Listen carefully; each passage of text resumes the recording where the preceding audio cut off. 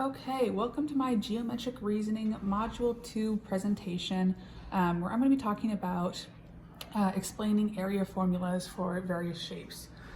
Today we're going to be going over the formulas for a circle, a parallelogram, and a trapezoid. And we're going to be explaining these area formulas, assuming that we already know the explanation for the area of a rectangle, as I have here, which is area of a rectangle is equal to base times height. So our first shape is going to be the area of a circle.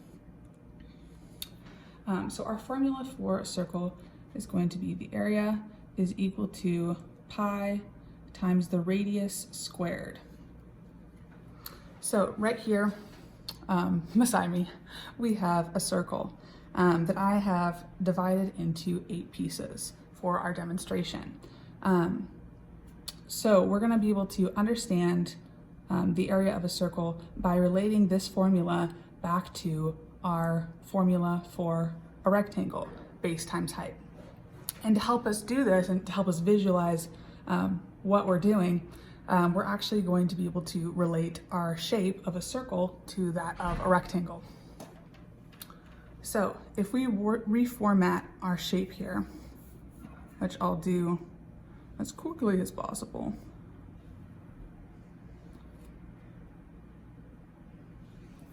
We have, oh, also excuse the background noise. I'm actually doing this in a public space. So right before my shift at work. So I'll have to excuse that.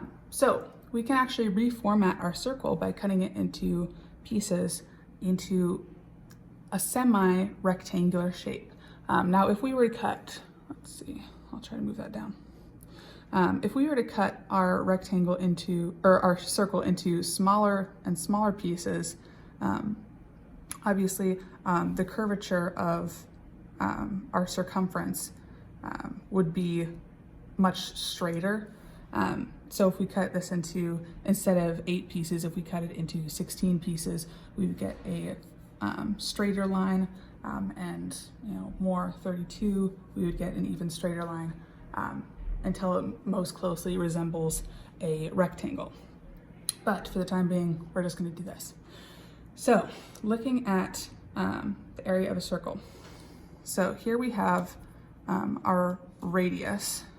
So that's going to be this, we can see that, this edge along here. And the radius is our distance between the outside of the circle to the center point of the circle. So here our radius is actually going to be equal to our height of our rectangle. Oh, actually, if I'm doing a picture, I'm going to reorient it this way just to be extra clear. Perfect. Okay, so if we're looking at our picture here, here's our height of our rectangle, and in our circle that we have reassembled to form a rectangle, our radius is going to be equal to our height. So here we can write that down. Height is equal to radius. So in our formula, area equals base times height. Our height, we can replace that for radius. Now, looking at our base, so the base of our rectangle is made up of half of our circumference of our circle. So here's our other half. So our base of our rectangle is going to be equal to half of the circumference of circle. And we actually already know that the formula for our circumference of a circle is going to be 2 pi r. So to simplify this, our base is going to be half of our circumference. So 2 pi r, or 2 times radius times, or 2 times pi times our radius over 2.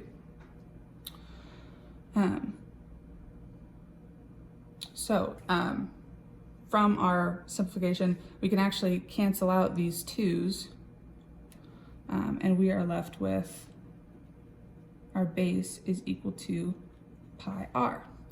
So we can substitute that in our formula for a rectangle. When we're looking at our formula for a circle, our area is equal to our base, which is going to be pi r, times our height, which is going to be our radius.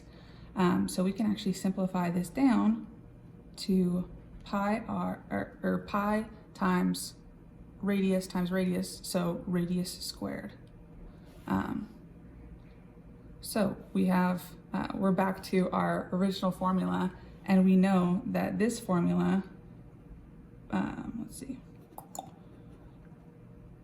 pi times radius squared is equal to base times height. So our formula for our circle is equal to our formula for a rectangle. All right, now we're going to move on to parallelograms.